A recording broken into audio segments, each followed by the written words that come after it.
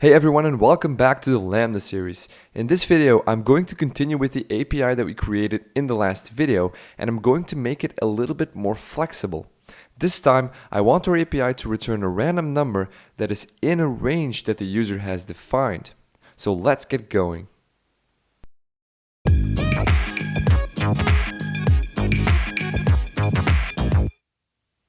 So before we begin, I'd like to show you what the goal of this video is. So here I am looking at the API that we created in the last video, and every time I refresh the page, I get a new random number. Now for this video, we want the user to be able to tell between which numbers it should generate a new random number. Now the way I like this to be done is through the URL. So I want this API to be able to understand that if the user passes, for example, a minimum value of 1 and a maximum value of 10, that it should generate a random number between 1 and 10. So let's make that happen. To do this, let's go to API Gateway and let's open up our API that we created in the last video, and let's go to number, let's go to the get method, and let's edit its integration request. So by default, API Gateway strips out all the input that a user gives to your API. And you have to specifically define the input variables that you want to accept for your API. So in the integration request, I'm going to scroll down to body mapping templates, and I'm going to create a new mapping template of type application/JSON. I'm going to add that. Yes, I would love to secure this integration. And now we can define our template. A template is a JSON document that will be passed on to your Lambda function. So just as with any JSON file, we start with the colons. And what I want to pass along to my Lambda function is a minimum value and a maximum value. Now, these values have to be filled in with what the user has passed to our API through the URL. So how do we do that? Well, this is a bit of special syntax of API Gateway. To do this, you do $input.params, and then you give the name of your parameter, for example, min. And let's copy this as well to the max one, and we're going to call this max. There you go.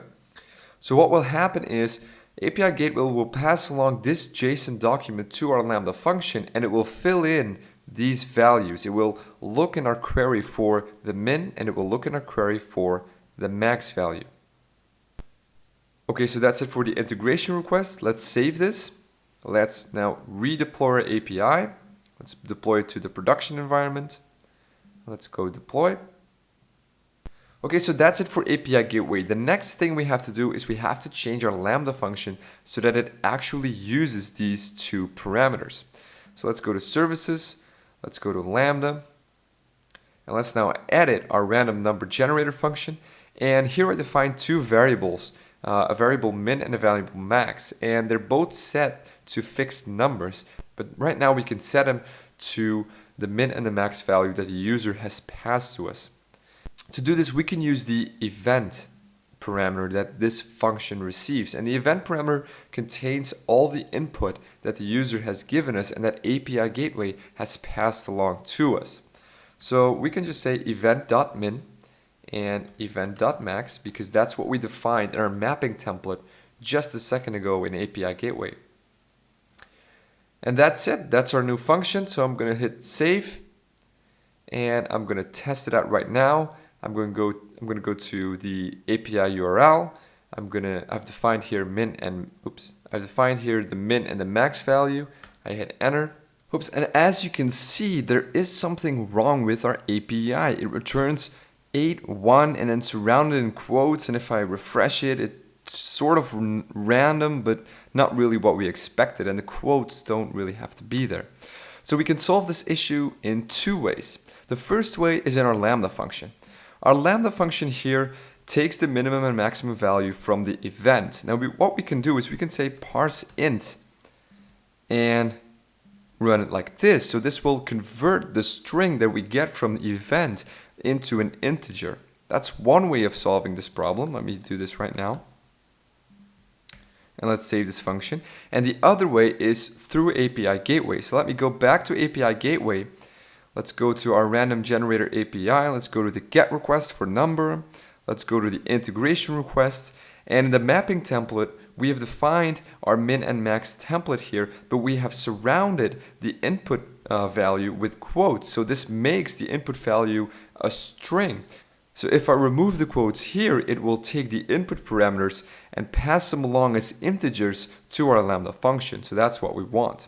So I'm going to save this API as well. I'm going to deploy it again, go to production, and boom, that's it. Let's now test our API and make sure that it works right now. So let's go up to the tab. Let's hit refresh now. And as you can see, we have 8, refresh again, 4, 9, nicely within our defined range of 1 and 10. Now let me up the stakes here. Let me say a random number between 10 and 100. And let's refresh. There you have it, 32, 37, 64, and so on and so on. So that's it for this video. I hope you find this topic interesting, and if you do, make sure to subscribe to this channel.